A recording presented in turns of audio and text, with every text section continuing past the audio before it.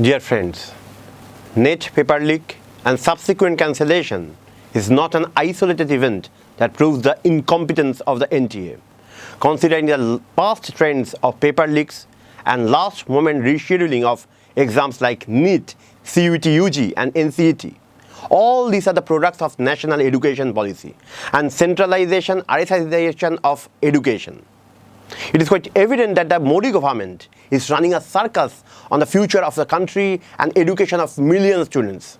So we say, enough is enough. This repeated incompetence is unacceptable.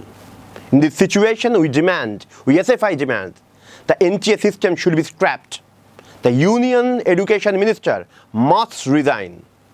Students who gave recent NET, NEET exams deserve compensation, which should be made by the Union government. Roll back the recent adopted system of mandatory NET score for PhD admissions and withdraw from the attempt to replace existing admission procedures with centralized entrance test, thereby nurturing entrance mafias, these education mafias in this country.